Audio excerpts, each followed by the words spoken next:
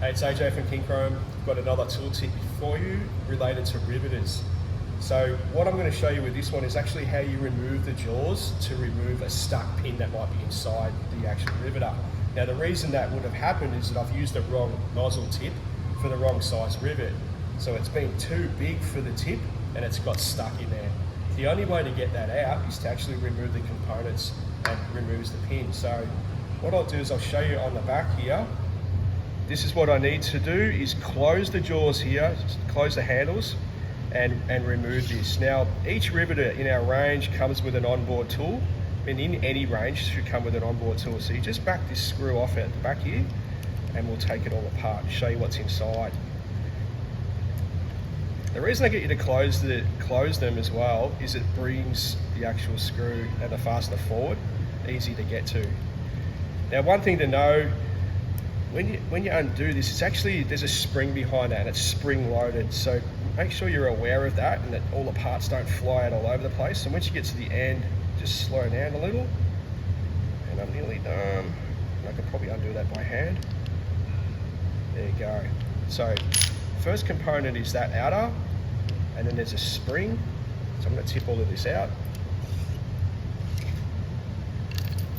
There you go. So there's my stuck pin that's been lodged in there. And I've got these other two components here as well. So when putting them back together again, this is the most important part of the riveter, and that's the jaws.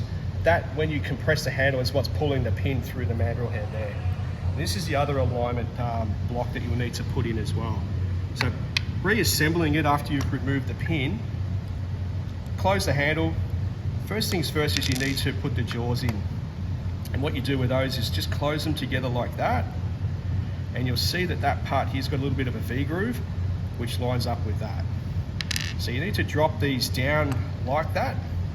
Doesn't matter if it's this way or that way, just drop them together. Okay, and they'll align up. Now what you'll need to do is find out how that is angled in there. You can probably just see that. And I really want to align this one with it. So I'm going to drop that right on top. And then the spring, and then the outer fastener. And I'll do that up. That's a little awkward with my hand. Once I've got it started, I can use the tool.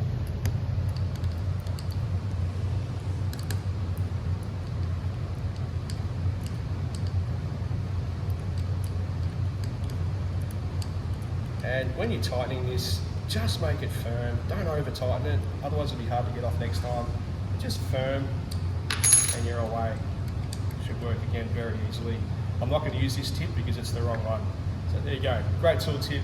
Shows you how to remove the jaws from the inside there.